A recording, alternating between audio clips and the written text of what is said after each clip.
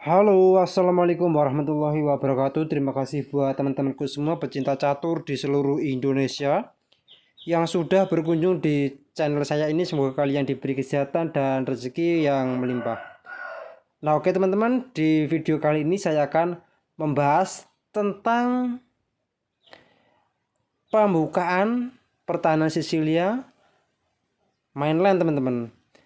Nah, di sini ini adalah requestan dari subscriber yang bernama Sarujin. Dia meminta untuk pembahasan Sisilia varian mainland gajah G5 teman-teman. Nah, tetapi di sini saya akan membagikan 6 variasi pembukaan Sisilia Defense variasi mainland. Nah, simak terus video ini sampai habis. Jangan sampai ketinggalan agar kalian tidak salah paham tentang video ini teman-teman. Nah, oke, langsung saja teman-teman, kita masuk di videonya.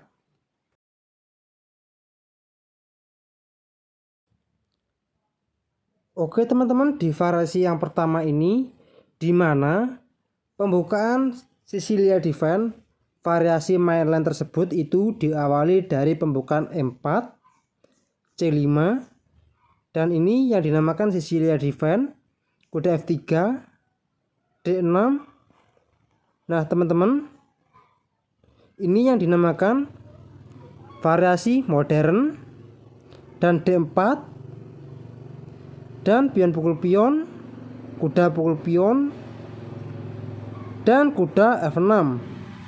Nah teman-teman, inilah yang dinamakan dengan pembukaan Sisilia Defense variasi modern mainland. Dan kuda ke C3 dan A6. Nah teman-teman, ini yang dinamakan Sisilia Nasdov. Nah, A6 adalah langkah karakteristik dari variasi Nasdov teman-teman. Dari pertahanan Sisilia, variasi yang paling populer dari seluruh pertahanan Sisilia, dan variasi ini dinamakan Grandmaster Polandia Argentina Miguel Nasdov. Di satu sisi, langkah yang kelima ini A6 juga secara langsung memblokir jalur gajah dan kuda ke B5 teman-teman. Dan F3. Nah, F3 ini juga menghalang kuda F6 agar tidak bisa berkembang, dan E6. Nah, E6 ini juga langkah penting untuk mengontrol petak F5 dan D5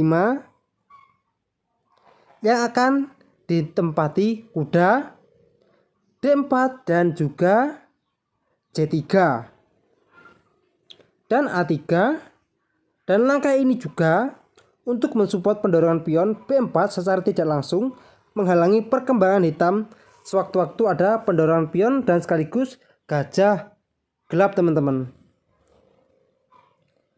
Dan dilanjutkan kuda ke C6, langsung menawarkan pertukaran kuda dan gajah E3.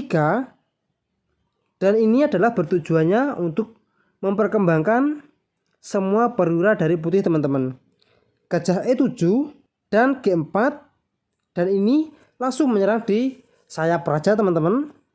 Kuda G8 dan menteri D2 untuk menyiapkan rokade panjang, dan gajah H4 skak, gajah F2 menutup, dan kuda pukul kuda, dan menteri pukul kuda, dan E5 mengancam menteri D2, dan gajah G5 juga mengancam menteri, dan menteri E2, gajah E6, dan H4 mengancam gajah F4. Nah teman-teman, di sini gajah F4 adalah gajah yang sangat berbahaya dan harus kalian adu gajah gelap tersebut teman-teman. Gajah E3 dan gajah G3 skak. Nah, di posisi seperti ini ada pilihan buat hitam, yaitu adalah draw sudah di tangan hitam. Dan gajah menutup lagi, dan gajah kembali, dan apabila di posisi seperti ini diteruskan akan menjadi draw teman-teman. dan mau tidak mau harus gajah E3, dan apabila hitam mencari kemenangan maka wajiblah gajah pukul gajah teman-teman, dan menteri pukul gajah. Nah di pos seperti ini permainan masih seimbang, tetapi perkembangan dari hitam itu sangat minim dan kalah perkembangan dari perkembangan perwira dan juga pion teman-teman. Nah oke teman-teman, ini adalah di variasi yang pertama. Sekarang kita masuk di variasi yang kedua teman-teman.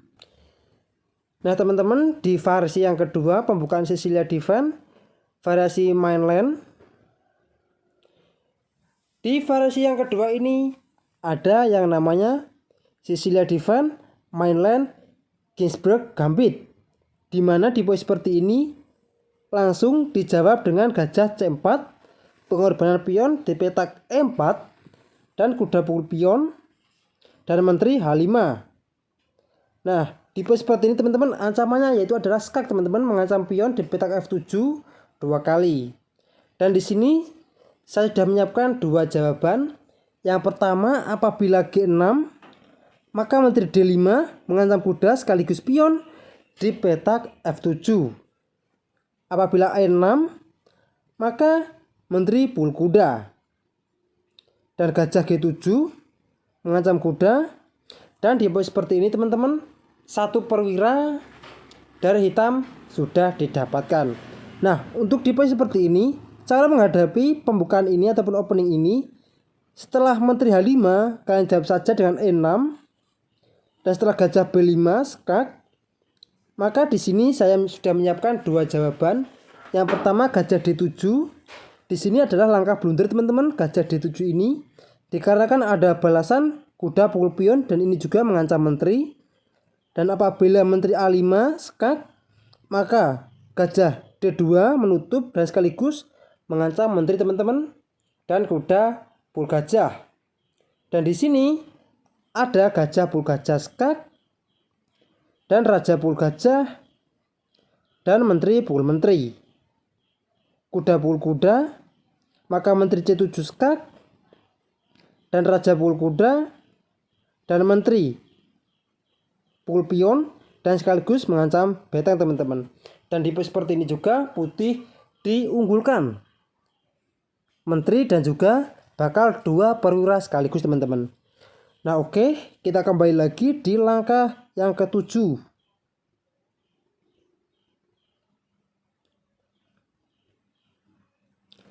Nah di langkah yang ketujuh ini jawaban terbaik harus kuda D7 teman-teman. Dan setelah kuda pukul pion ini mengancam menteri, maka kuda F6 juga mengancam menteri. Dan setelah gajah pukul kuda skak, maka gajah pukul gajah, dan kuda pukul menteri, dan kuda pukul menteri, dan kuda pukul pion, dan gajah C6 mengancam kuda, dan kuda A5, dan gajah pukul pion. Nah teman-teman, di poin seperti ini pertandingan masih seimbang. Nah ini yang di variasi kedua Ginsburg Gambit. Sekarang kita masuk di variasi yang ketiga. Nah teman-teman, di variasi yang ketiga ini ada yang dinamakan variasi naga, di mana kuda C3, G6. Nah G6 ini memperkenalkan variasi pertahanan Sicilia naga teman-teman, yang terkenal. Sementara tema umumnya mudah dipahami, naga adalah garis yang sangat tajam dengan sejumlah teori yang mapan teman-teman. Melawan pemain yang akrab dengan teorinya, bahkan satu kesalahan pun bisa berakibat fatal dengan cepat. Dan hitam akan sangat mudah untuk dikalahkan apabila putih sudah hafal dengan teori ini teman-teman. Dan juga dengan langkah yang kelima ini, G6, hitam sedang mempersiapkan fianchetto, gajah gelapnya di G7. Gajah ini akan memberikan tekanan yang cukup besar di tengah dan memfasilitasi serangan di sisi ratu. Namun di langkah yang kelima ini G6 melemahkan struktur bidak sisi raja hitam. dan mendorong putih untuk mengejar serangan di sisi raja ataupun di sayap raja teman-teman. Di sebagian besar baris putih akan melakukan kastil di sisi ratu ataupun akan rokade panjang teman-teman, dan menyerang di sisi raja dengan pionnya, berharap untuk mengeksploitasi kelemahan struktural hitam. Karena kedua pemain menyerang di sayap yang berlawanan, tidak ada waktu yang terbuang untuk kedua belah pihak manuver yang halus, akan cenderung mengabaikan taktik tajam di pembukaan variasi naga tersebut teman-teman. Dan F3, gajah G7. Nah, inilah yang dinamakan fianchetto gajah G7 teman-teman, dan nantinya akan ada serangan brutal dari putih di sayap raja. Gajah E3 dan kuda ke C6, menteri D2 untuk menyiapkan rokade panjang, dan di sini hitam wajib rokade pendek. Dan G4. Nah, di posisi seperti ini teman-teman, putih yang sudah saya bilang tadi, putih akan lebih tajam dalam penyerangan di sayap raja. Gajah E6 dan rokade panjang, dan kuda pul kuda, gajah pul kuda, dan menteri A5 langsung menyerang di pertahanan raja putih, dan A3. Beteng A ke B8, raja B1, beteng F ke C8, dan kuda E2.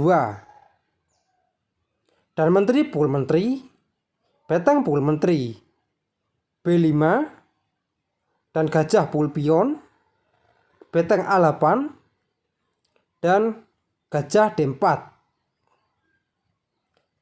B4 dan G5 mengancam kuda, dan kuda ke D7, dan gajah pul gajah, dan raja pul gajah, dan kuda ke D4. Setelah pion pukul pion, maka B3.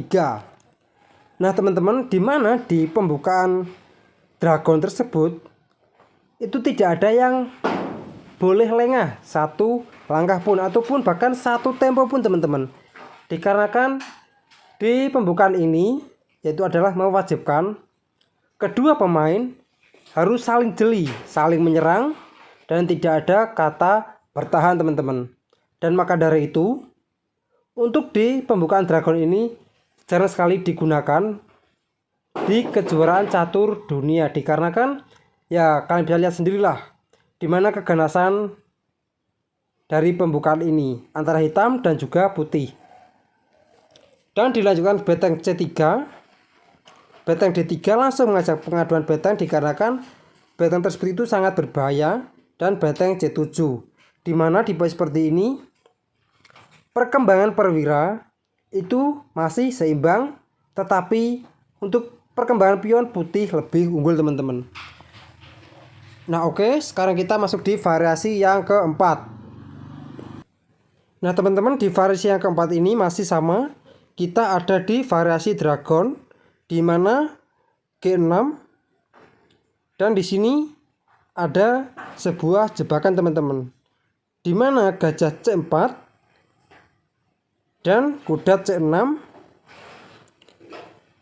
dan kuda pul kuda dan pion pul kuda dan E5, di mana ini jebakan yang dinamakan Magnus Smith Trap.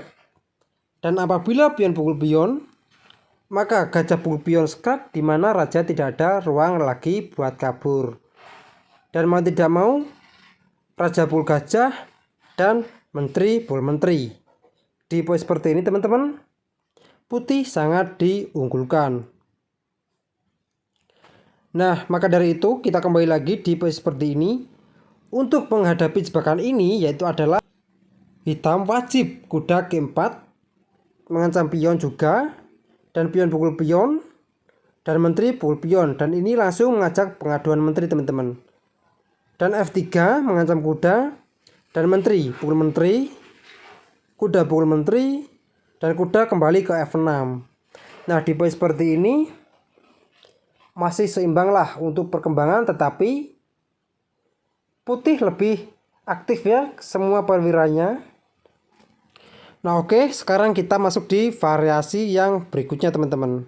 Nah oke teman-teman, di variasi ini yaitu ada di variasi Finished Attack, di mana E5 dan gajah B5 skak. Nah teman-teman, ini yang dinamakan Finished Attack.